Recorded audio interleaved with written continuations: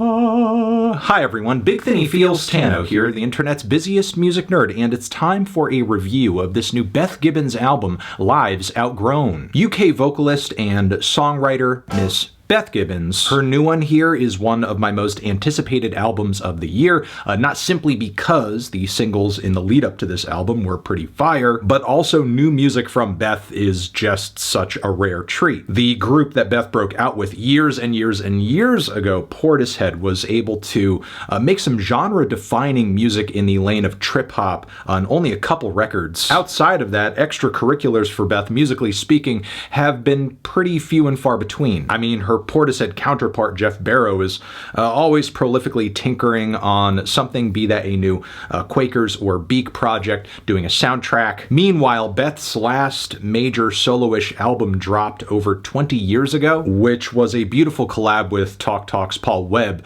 under the Rustin Mann name. It's also worth mentioning the couple of surprising but impressive guest vocal feature performances Beth has given over the years, like on JJ Doom, the final MF Doom collab before he passed away, or Kendrick Lamar's Mr. Morale and the Big Steppers. And now we suddenly have this new full-length LP featuring production from versatile studio wizard James Ford, as well as Lee Harris of Talk Talk fame. And it's hard to prepare you for what this album has in store because there is just so little to compare it to in Beth's discography. Sure, I could say the instrumental palettes are similarly dense and a little orchestral in the way that they were on the surprise 2019 live performance that Beth dropped in tandem with the Polish National Radio Symphony Orchestra, but I think the similarities kind of end there. The tone of Lives Outgrown is far more forlorn and mournful than anything Beth has done previously. The mood truly is dismal with a capital D, in a way that reminds me, frankly, of a lot of late era records from singers and songwriters that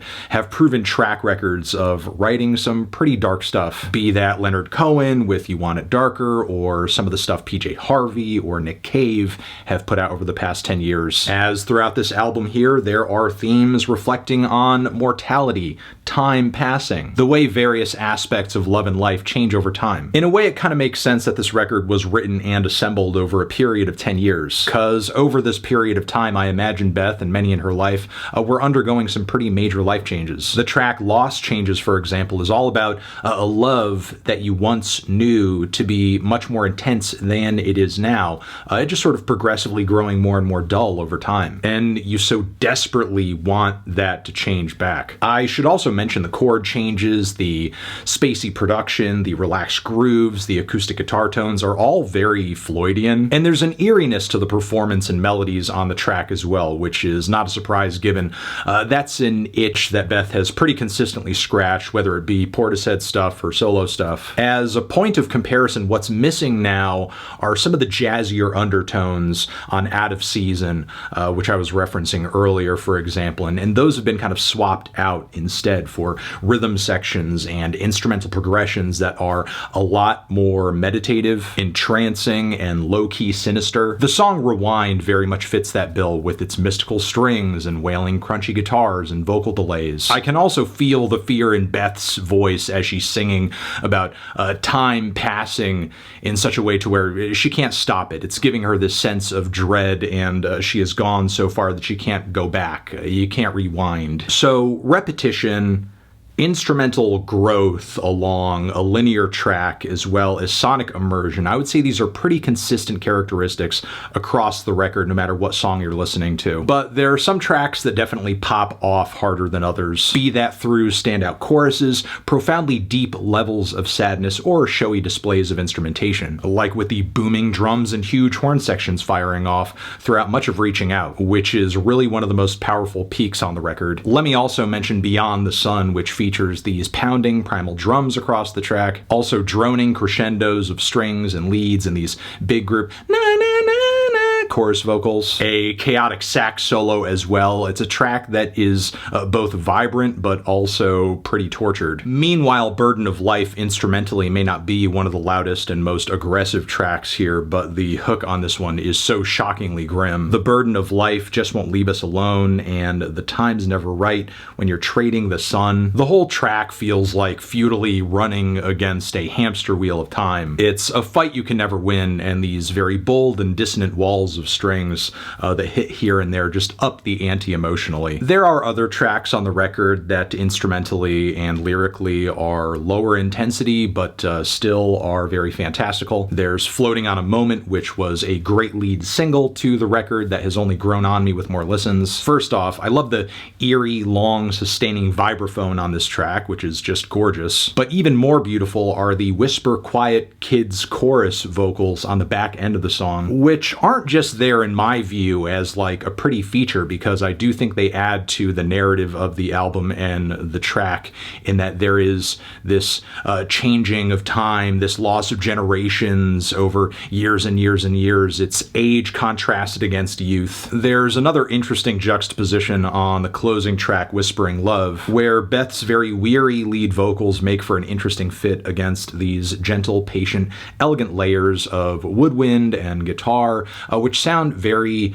honestly, youthful and kind of springy, especially with those birds chirping toward the very end of the instrumental. It's very much giving the starting of a new cycle after all of this ponderance of loss of life, loss of color, loss of vibrance and emotion and love. But you have to go through that darkness before you see the light again, which is where tracks like For Sale come in, which has these plucky guitars and weepy strings in 3/4. The instrumental palette feels like I'm listening to just a very dark folk tune from the Eastern Bloc. The song also features these chilling vocal harmonies that raise the emotional impact of the lyrics, which is very much about mirages and dreams in life, just not being real, or kind of selling people on false hope. The one track on the LP that wasn't really doing all too much for me had to be the opener, which is certainly melancholic and brings a heavy mood to the table, but it's really the only song where melodically the track is kind of meandering and doesn't make a bold statement in any direction. Outside of being underwhelmed a bit by the first track on the record, I don't really have a lot of criticisms and notes of this album. It's a truly gorgeous, profoundly deep, dark,